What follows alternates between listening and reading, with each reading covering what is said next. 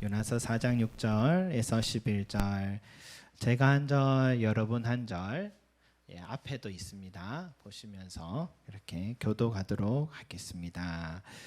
하나님 여호와께서 박농쿨을 예비하사 요나를 가리게 하셨으니 이는 그의 머리를 위하여 그늘이 지게 하며 그의 괴로움을 면하게 하려 하심이었더라. 요나가 박농쿨로 말미암아 크게 기뻐하였더니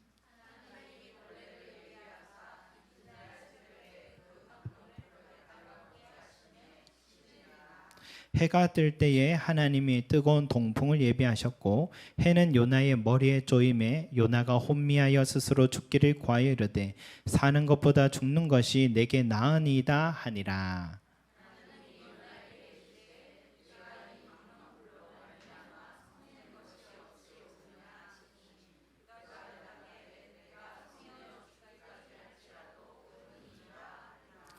여호와께서 이르시되 내가 수고도 아니하였고 재배도 아니하였고 하룻밤에 났다가 하룻밤에 말라버린 이 박넝쿨을 아꼈거든.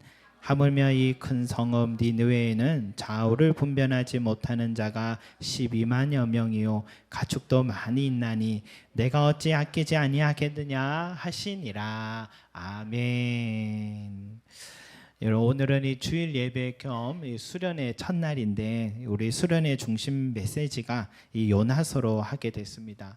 이 요나서의 마지막 말씀을 오늘 같이 묵상했는데 간단히 스토리를 떠올려 보면은 어느 날 하나님께서 요나에게 니느웨로 가서 회개하라고 전해라 말씀하니까 니느웨는 그 당시에 최고의 제국 아수르의 수도 성읍이었습니다. 그래서 요나는 이 니느웨가 온 세계와 또 우리 이스라엘 민족에게 행한 이 악한 행위를 너무나도 잘 아니까 그래서 그들이 혹시나 회개하고 하나님께 용서받기보다는 계속 저렇게 죄를 짓다가 하나님의 형벌 받기를 원했습니다. 그래서 하나님의 명령을 불순종하고 하나님의 얼굴을 피해서 또 다시스로 가는 배를 타게 됩니다. 이 순항하던 배가 갑자기 풍랑을 만나게 되고 위급한 가운데 누구의 죄 때문인가 이 제비를 뽑으니까 요나가 뽑혔고 또 모든 사람들 앞에서 요나가 자기는 본래 선지자였고 또 하나님께 불순종한 죄가 있었다는 것을 실토를 하게 됩니다. 요나는 자신을 저 바다에 던지면 바다는 이제 곧 잠잠해질 것이고 당신들은 살 것이다 라고 했는데 사람들이 어떻게 그렇게 할 수 있겠습니까? 그래서 선원들은 최선을 다해 이 배를 육지로 옮겨 보려고 했습니다. 그럴수록 풍랑은 더 거칠어져만 가고 결국 요나를 바다에 던지게 됩니다. 바다에 던지게 되니까 믿기지 않을 만큼 이 바다는 잠잠해졌습니다. 바다에 빠진 이 요나가 갑자기 큰 물고기가 다가와서 또 그를 삼켰고 또 물고기 뱃속에서 3일 동안 이 살아남은 요나는 이 하나님께 감사 회개 기도를 드렸습니다. 그래서 이 하나님은 물고기에게 명령해서 육지에 이 요나를 토하게 했고 다시 한번 니느웨로 가서 회개를 선포하도록 기회를 주셨습니다. 니느웨는 큰 성이기 때문에 3일 길을 걸어야 함에도 불구하고 이 요나는 단 하루 길을 걸으면서 회개하라 그렇지 않으면 40일 뒤에 이 성읍이 무너지리라 라고 그렇게 말했을 뿐인데 그 악한 사람들이 이 요나의 선포에 귀를 기울이고 왕과 온 백성들이 금식을 하고 베옷을 입고 더 이상 악한 행위들을 멈추고 회개하는 일들이 일어났죠. 그래서 하나님은 재앙을 내리지 않고 거둬들였습니다. 여기까지가 요나서 3장의 말씀이다라고 할 수 있습니다. 오늘 이 4장의 말씀에서 이 요나의 불평과 이 하나님의 대답이 나옵니다. 그는 이 하나님께 이렇게 불평을 해요. 제가 이럴 줄 알았습니다. 이 하나님은 선하시고 은혜와 자비가 많은 분이셔서 저들이 회개하고 바로 용서해 줄 것을 알아서 니느웨로 가서 또 전하는 건 저는 싫어했습니다. 정말 저는 저 악한 사람들 용서받는 것을 용납할 수가 없습니다. 이것이 하나님의 공의에도 어긋난 일입니다. 그래서 저는 저들이 용서받는 것을 보니 차라리 여기서 확 죽어버리고 싶습니다 라고 그렇게 얘기했습니다. 여러분, 어디 하나님 앞에서 확 죽어버리고 싶습니다 이래 말할 수 있는 사람이 세상에 얼마나 될까요? 정말 이 사람 당돌한 사람이고 좀 성질이 못됐다 그런 생각이 들지 않습니까?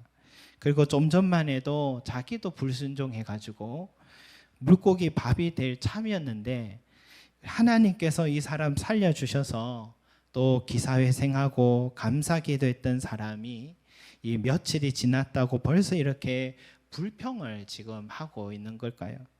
정말 어리석은 사람 같습니다. 그런데 이 요나의 입장도 한번 생각을 해볼 필요가 있어요. 여러분, 이번에 이 잼버리가 이루어지는 과정을 보면서 서로 탓도 하고 그러지만은 그 많은 예산 가지고 지역의 공무원들이 행사 준비보다는 해외 출장 비용에 많이 썼다, 여행에 많이 썼다 하는 기사를 보면 이 국민들은 이해할 수 없는 화가 막 올라오잖아요. 또 국가에서 아파트를 지었는데 공무원들이 정관 예우를 한다고 이 철근이 빠진 순살 아파트라고 하잖아요. 순살 아파트를 지었다는 소식을 들으면 국민들은 이해할 수 없는 화가 막 올라오잖아요. 반드시 이들은 책벌을 받아야 된다. 그러나 또 국민들은 압니다. 말단 공무원들이 그렇게 누렸다면 이들을 책벌해야 할 고위 공무원들도 얼마나 누렸을까. 결국 꼬리 자르게 하겠지. 몇몇 사람만 책임지고 공정한 수사 책벌은 이루어지지 않는다는 것도 알잖아요. 이런 불공정이 계속 누적이 되면 국민들의 마음에는 뭐가 찾아오냐? 허무함이 찾아옵니다. 무기력함이 찾아옵니다. 이런 나라에서는 살기 싫다 이런 생각이 찾아오는 거죠. 살기 싫다 이런 생각이 여기 찾아오는 거죠. 여러분, 요나가 이 성질 머리가 나빠서 이제 내 생명을 거두어 가서서 사는 것보다 죽는 게 나음이니다 라고 말한 건 아닌 것 같아요. 니느웨가 엄청난 죄를 지었는데 그들이 한 번 회개했다고 그랬다고 재앙에서 면책받는 것, 이 불공정함이 오는 이 무기력함에 사는 것보다 죽는 것이 나음이다 라고 말한 것 같습니다. 근데 그때 하나님이 어떤 대답하십니까? 여러분, 대답을 하시기 전에 어떤 상황을 먼저 경험하게 하시는데 하나님은요, 무조건 순종해라, 무조건 내 말을 따라라 이렇게 말하지 않으시고 항상 인격적으로 우리에게 다가와 깨닫게 해주시는 그런 하나님이시다는 걸 알 수 있습니다. 요나는 성읍 밖 먼 곳에 이제 자리 잡고 초막을 짓고 그곳에서 성읍에 어떤 일이 벌어지나 보려고 기다렸습니다. 사실 저들이 아무리 또 회개했다고 해서 하나님의 재앙을 피할 수나 있을까? 그런 생각이 든 거죠. 소돔과 고모라처럼 이 하늘에서 유황불이 떨어지게 기대한 것입니다. 악한 자를 벌하는 하나님의 공의가 이루어지기를 바랬던 것이죠. 그런데 요나에게 참 기쁜 일이 하나 있었어요. 뭐냐? 며칠째 한 박농쿨이 자라더니 요나 머리 위에 큰 그늘을 만들어 주더니 요나를 그 태양볕에서 가려주는 거예요. 안 그래도 뜨거운 날씨로 힘들었는데 박농쿨이 얼마나 시원하고 좋았는지 모릅니다. 그 덕에 다음날 그 덕에 이 니느웨 성이 멸망하는 이 장면을 정말 편안하게 볼 수 있는 그런 좋은 위치를 만들어 주신 거죠. 그런데 다음 날의 새벽에 벌레가 이 박넝쿨을 갉아먹더니 결국 전체가 시들어 버리는 거예요. 이제 태양볕에 가려주지 못해서 거기다가 뜨거운 동풍까지 불어오는데 정신을 잃을 정도입니다. 어느 정도인가 생각을 해보니까 우리가 최근에 엄청 더웠잖아요. 더울 때는 뭘 틀어야 됩니까? 에어컨을 틀어야 되는데 그러면 잠을 좀 자지만 에어컨 틀자면 잠을 못 자잖아요. 근데 그 더운 여름에 에어컨이 아니라 난방을 틀었다고 생각해 보십시오. 그러면 이 뭐 잠이 오겠나 싶습니다. 끔찍한 생각이 들죠. 요나가 꼭 그런 형편입니다. 그래서 스스로 죽기를 구하면서 또 이렇게 말합니다. 사는 것보다 죽는 것이 내게 나으니다. 이런 말을 여러 번 했습니다. 그러나 이 모든 것이 여러분 다 하나님의 계획 속에 있었다는 걸 알 수 있어요. 6절에도 보면 여호와께서 박농쿨을 예비하사라고 나오고, 7절에 보면은 하나님이 벌레를 또 예비하사, 8절에 보니까 하나님이 뜨거운 동풍을 예비하셨고라고 이렇게 말씀이 나오고 있습니다. 여러분, 지금 요나가 기쁨을 느끼게 했다가 이렇게 죽기를 원하고 고통을 느끼게 했던 이 모든 과정은 다 하나님이 예비하심이 있었습니다. 우연한 고난이 아니었습니다. 우연한 기쁨과 고난이 아니었습니다. 이게 하나님께서 이 요나에게 이 말을 전해주고 싶었던 것이죠. 10절 11절을 우리 같이 한번 읽어보겠습니다. 시작. 여호와께서 이르시되 내가 수고도 아니하였고 재배도 아니하였고 하룻밤에 났다가 하룻밤에 말라버린 이 박농쿨을 아꼈거든. 하물며 이 큰 성읍 니느웨에는 좌우를 분별하지 못하는 자가 12만여 명이요 가축도 많이 있나니 내가 어찌 아끼지 아니하겠느냐 하시니라. 아멘. 여러분, 하나님은요 공의와 또 정의의 하나님이십니다. 공의로운 하나님이죠. 그러나 사랑이 더 크신 분이 우리 하나님이십니다. 우리 탕자의 비유를 보면 알 수 있잖아요. 만약 탕자에게 공의의 잣대로 본다면 형에게 금가락지와 또 송아지를 잡아서 동네 잔치를 벌였어야 되는, 그게 공의입니다. 왜냐하면 한 번도 아버지를 속썩인 적도 없고 아버지 옆을 떠나지 않고 항상 도와준 너무너무 착한 아들, 첫째 아들, 착한 아들이니까 이 사람에게 참 잔치를 베풀어 주는 게 참 공의가 아니겠습니까? 그런데 아버지의 말씀 불순종했죠.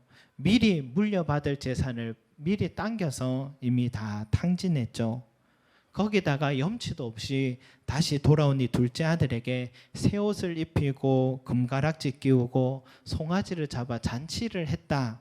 그러면 이거는 불공정입니다. 사실 불공정해요. 그런데 예수님은 이것이 아버지 하나님의 마음이다라고 말씀하십니다.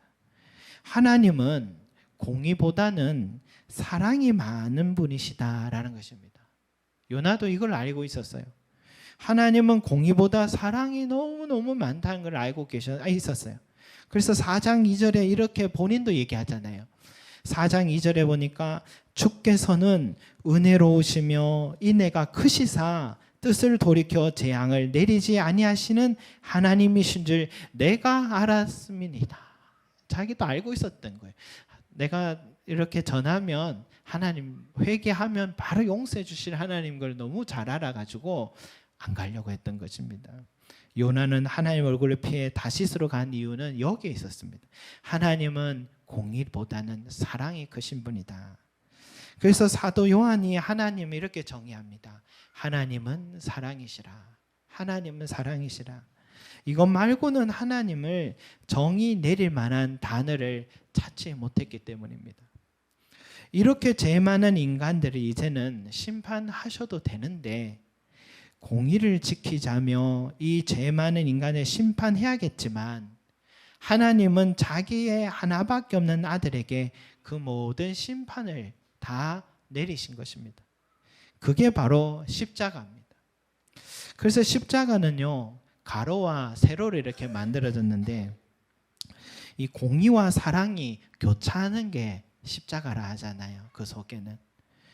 근데 제가 보기엔 세로가 왜 더 긴가 생각해 보니까 공의보다는 사랑이 더 커서 세로가 좀 더 긴 것 같아요.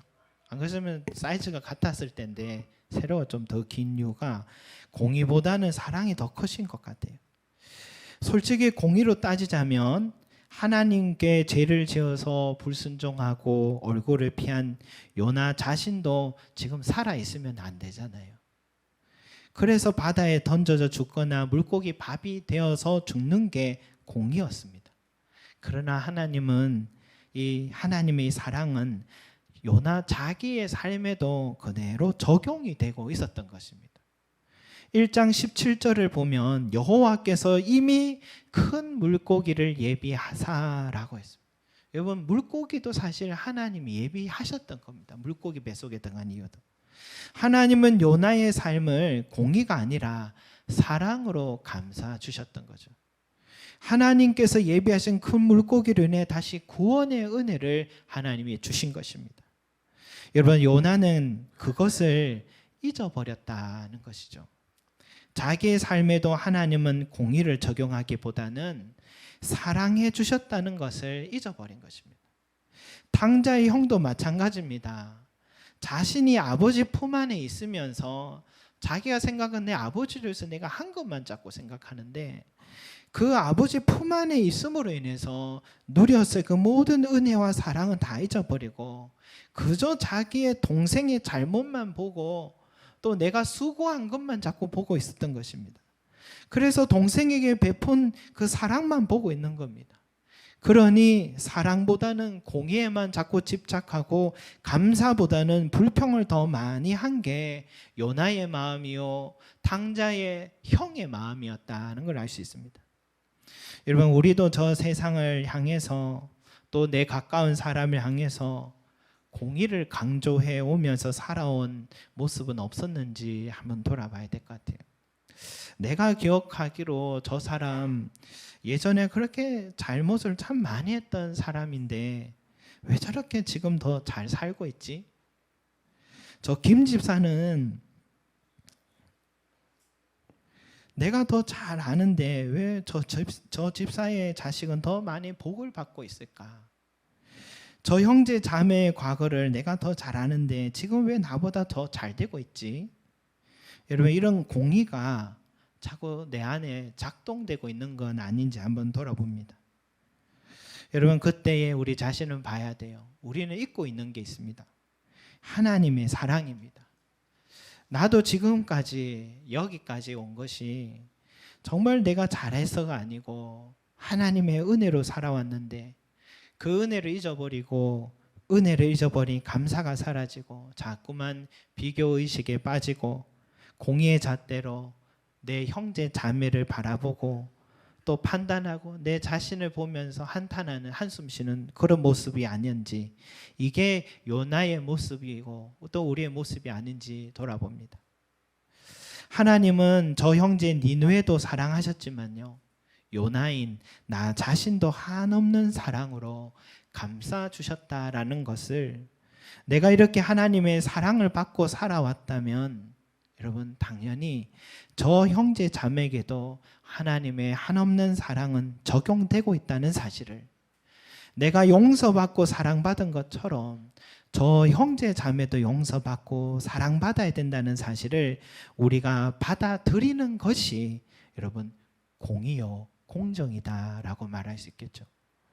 우리의 모든 부정적인 생각, 판단, 비교의식은 사실은 내가 받은 하나님의 사랑을 잊어버림에서 시작한 것 아닐까 생각됩니다. 공의는 내가 잃어버린 것이 하나님이 잃어버린 게 아니었습니다. 마치 요나가 자신의 지은 죄도 하나님이 다 용서해 주시고 큰 물고기 뱃속에 살아남았던 사실을 잊어버린 것처럼 우리도 그런 모습이 아닌지 돌아봅니다. 성도 여러분, 다른 사람이 받은 그 하나님의 사랑과 용서와 은혜를 보면서 하나님의 공의를 불평하지 말고 먼저 내 삶에 베풀어 주신 하나님의 사랑, 은혜를 기억하는 자가 되시기를 소망합니다. 그것을 아는 자는 그것이 한없는 하나님의 은혜요 사랑임을 깨달을 때 참 인간적으로 볼 때는 자격 없다는 생각했던 그 형제 자매에게 베푸신 그 하나님의 은혜, 자비, 사랑도 우리는 이제 보면 감사할 수 있게 되는 것이고 축복해 줄 수 있는 마음이 생기는 것 같습니다. 여러분, 더불어서 이 요나서는요, 사실 당시 유대인들에게는 충격적인 하나님의 말씀입니다. 왜냐하면 이방인을 향한 하나님의 사랑은 신약 성경에 들어와서만 가르쳐 주신 깨달음인 줄 알았습니다. 왜? 예수님이 예루살렘과 온 유대와 사마리아 땅끝까지 이르러 내 증인이 되라 해서 신약의 사도행전부터 이방을 향한 복음 전파가 시작되니까 이것은 신약 시대에 주신 하나님의 생각이다. 신약 시대 때 유대인들이 갖고 있던 편견 고정관념에 깨트리는 하나님의 마음이다라고 생각했는데 요나서를 보니까 그게 아니었습니다. 이미 하나님은 구약 시대에 요나를 통해서 아주 선명한 언어로 이방인들을 구원하기 원하신다는 하나님의 마음을 나타내 주셨던 것입니다. 11절에 우리 같이 한번 읽겠습니다. 시작. 하물며 이 큰 성읍 니느웨에는 좌우를 분별하지 못하는 자가 12만 명이요 가축도 많이 있나니 내가 어찌 아끼지 아니하겠느냐 하시니라. 아멘. 여러분, 이게 하나님의 마음입니다. 요즘 세상 뉴스를 보면 끔찍한 사건 사고 뉴스들이 많이 나는데, 그런데 요즘은 그래도 법이 바뀌어서 그 사람 얼굴도 공개를 하잖아요. 여러분, 공개를 했을 때 얼굴을 보면 얼굴 공개 자체도 놀랍지만 또 한 번 놀라는 것은 평범하다는 생각이에요. 너무 일상에서 만나볼 수 있는 그 평범한 얼굴의 사람이 어떻게 이런 죄를 지었을까? 우리는 그런 뉴스를 보면서 그 사람에 대해서 우리를 얘기합니다. 빨리 사형 제도를 만들고 더 강력한 형벌을 적용해서 다시는 이런 일이 자꾸 일어나지 않도록 막아야 돼 하면서 우리 안에 공의가 자꾸 작동을 합니다. 효과가 잠시 있겠죠. 그러나 근본적인 해결책이 되지 못한다는 것도 우리 역사를 통해 또 잘 알고 있잖아요. 한 인간의 변화는 어디에서 오는가? 인격적인 하나님을 만남에서 온다라는 것을 성경이 말합니다. 그 완악한 니느웨 성 사람들이요, 요나를 통해 하나님 말씀이 전해질 때 그들은 죄가 깨달아지는 회개의 영이 불어지게 됐고, 진심으로 회개하고 정말 그 악행을 멈춘 온 나라의 변화, 사회의 변화가 실제로 일어난 것입니다. 여러분, 사람을 변화시키는 것은 공의가 아닙니다. 공의 위에 더 큰 사랑이 필요한 것입니다. 그래서 하나님은 때가 참에 하나밖에 없는 독생자를 내어주시면서 사랑으로 온 인류에게 구원의 길을 열어주셨습니다. 바로 예수 그리스도를 영접할 때 하나님의 영이 그들의 삶을 통치하게 되고 하나님의 말씀이 그들에게 빛이 되게 하셔서 이것만이 그 사람을 변화시키고 세상을 변화시키더라는 것입니다. 그래서 우리 한국의 귀한 또 지도자였던 김구 선생님이 이런 말을 했대요. 이 나라가 아름다운 나라가 되려면 경찰서 10개를 세우는 것보다 교회 예배당 하나를 세우는 게 더 의미 있는 일입니다. 왜냐하면 이 나라는 성서 위에 세워졌기 때문입니다. 라고 그렇게 말을 했답니다. 여러분, 우리도 다 하나님 앞에서 요나인 것 같습니다. 저와 여러분 다 요나입니다. 우리도 이 요나같이 니느웨로 가서 외치라고 말씀한 것처럼 주님은 저와 여러분들에게 너는 일어나 땅 끝까지 이르러 내 증인이 되라고 명령하셨고 우리는 그 명령을 받은 자들입니다. 여러분, 요나처럼 그 하나님의 명령을 따르기 싫어서 얼굴을 피하시겠습니까? 아니면은 내게 베풀어 주신 이 구원의 은혜가 너무 크고 또 내 삶의 용서와 사랑의 은혜가 너무 큰 것을 기억하면서 좌우를 분별하지 못하고 지금도 한숨과 눈물로 살아가고 있는 내 가족들, 내 형제 자매들을 향하여서 정말 우리가 이 사랑의 복음을 전하는 삶을 살겠습니까? 오늘 하나님께서 내가 어찌 아끼지 아니하겠느냐라고 하셨던 이 하나님의 마음을 헤아리며 정말 우리 또한 순종하는 저와 여러분이 되시기를 소망합니다. 기도드리겠습니다. 사랑과 은혜가 많으신 우리 아버지 하나님, 우리도 요나와 같습니다. 이 사명이 우리에게 주어졌음에도 정말 하나님의 사랑만이 그 사람을 살리고 하나님의 사랑이 그 사람에게 너무 필요하여서 하나님이 우리를 보내시면서 그에게 주님을 전하고 복음을 전하라고 하셨음에도 불구하고 우리도 여호와의 얼굴을 피한 요나와 같이 자꾸만 이곳 저곳을 향해서 하나님여 딴청을 피웠던 우리의 모습이 있었습니다. 주여 돌아보게 하여 주시고 내 삶에 하나님께서 주신 용서와 은혜와 사랑 다시 한번 기억하게 해 주시며 내 형제와 이웃들의 복받는 모습을 보고도 오히려 축복해 줄 수 있는 자들 되게 하시고 그게 하나님의 공의임을 깨닫게 하여 주시며 내 삶에 구원의 은혜 주신 것을 기억하여서 내 형제 자매도 하나님께서 내가 어찌 아끼지 아니하겠느냐 하며 그 영혼을 살리고자 하시는 하나님의 마음도 우리가 깨달으며 주여 우리가 달려가게 하여 주시고 그 한 영혼을 주님께로 인도하는 순종하는 요나가 될 수 있게 도와주시옵소서. 우리가 돌이킬 때에 단 하루만 전했을 뿐인데 그 악한 민족이 회개했던 것처럼 우리가 하는 것이 아니라 우리는 그저 전하기만 하여도 회개한 우리가 전하기만 하여도 하나님의 영이 역사하여 주셔서 그 영혼을 변화시키고 주께로 돌아오게 하여 주실 줄로 믿습니다. 이 귀한 구원의 도구로